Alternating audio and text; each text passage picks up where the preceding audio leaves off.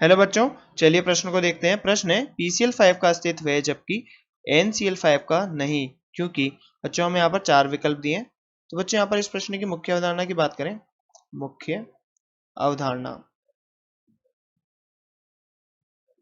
तो बच्चों हम यहाँ पर नाइट्रोजन और फास्फोरस दोनों के यहाँ पर इलेक्ट्रॉनिक विन्यास देखेंगे। तो बच्चों पहले हम नाइट्रोजन के इलेक्ट्रॉनिक विन्यास की बात करते हैं। तो इसका इलेक्ट्रॉनिक विन्यास क्या आएगा बच्चों? नाइट्रोजन का परमाणु क्रमांक कितना होता है? परमाणु क्रमांक, बच्चों इसका परमाणु क्रमांक होता है 7। और इसका इलेक्ट्रॉनिक विन्यास क्या होगा बच्चों? Helium 2s2 2p3।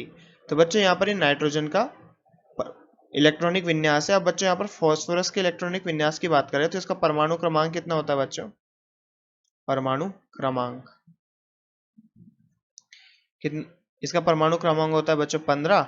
और इसका इलेक्ट्रॉनिक विन्यास क्या होता है बच्चों?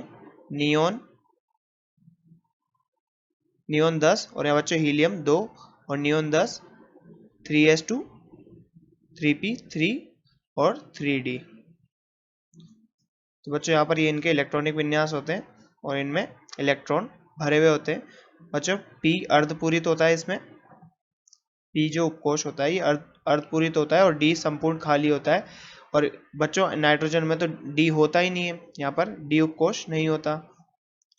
तो ये p में और ये p अर्धपूरित कक्षक। तो बच्चों यहाँ पर बात करें कि नाइट्रोजन के पास बच्चों यहाँ पर 3 अयुग्मित इलेक्ट्रॉन है, 3 अयुग्मित इलेक्ट्रॉन तथा खाली कक्षक अनुपस्थित, खाली कक्षक अनुपस्थित। अब बच्चों यहाँ पर बात करें तो यहाँ पर 3 अयुग्मित इलेक्ट्रॉन के साथ साथ बच्चों क्या है? खाली कक्षक भी उपस्थित है। अयुग्मित इलेक्ट्रॉन तथा खाली कक्षक उपस्थित। तो बच्चों यहाँ पर हम बात करें NCl5 की और यहाँ बच्चों यहाँ पर बात करें PCl5 की। तो बच्चों NCl5 में कितने सिग्मा बंद है? 5 सिग्मा बंद। और यहाँ पर भी बच्चों 5 सिग्मा बंद। और बच्चों 5 सिग्मा बंद बनाने के लिए न्यूनतम 5 अयुग्मित इलेक्ट्रॉनों की आवश्यकता होती है, जो कि नाइट्रोजन के पास उपलब्ध नहीं हो सकते, क्योंकि बच्चों यहाँ पर इसके पास खाली कक्षक की अनुपस्थिति होती है।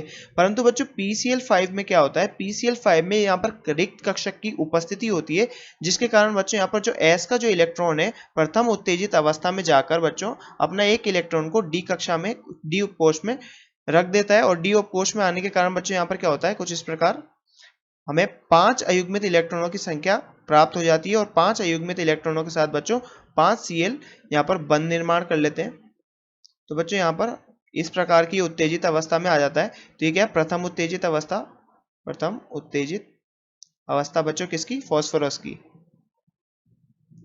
तो बच्चों यहाँ पर डी उपकोष या फिर डी कक्षक बोल सकते हैं बच्चों, डी कक्षक की उपस्थिति है, जिसके कारण ये प्रथम उत्तेजित अवस्था में जा सकता है। परंतु बच्चों नाइट्रोजन यहाँ पर कोई भी उत्तेजित अवस्था नहीं बनाता।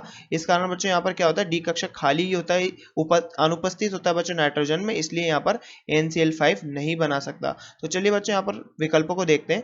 पहला विकल्प क्या है बच्चों? नाइट्रोजन में डी कक्षक अनुपस्थित होता है। हाँ बच्चों ये सही है। NCl5 अस्थायी होता है, बनता ही नहीं है, तो अस्थायी की बात ही नहीं है बच्चों। N2 अक्रिय होती है, तो बच्चों इसका भी कोई यहाँ पर मतलब नहीं है। उपरोक्त में से कोई नहीं बच्चों, यहाँ पर भी नहीं होगा ये। तो बच्चों इस प्रश्न का सही उत्तर होगा विकल्प नंबर ए, नाइट्रोजन में बच्चों किसकी अनुपस्थिति होती है? डी कक्षक की अनुपस्थिति होती है। तो बच्चों इस प्रश्न का सही उत्तर होगा विकल्प नंबर ए। आशा करते हैं आपको प्रश्न समझ में आया होगा। धन्यवाद।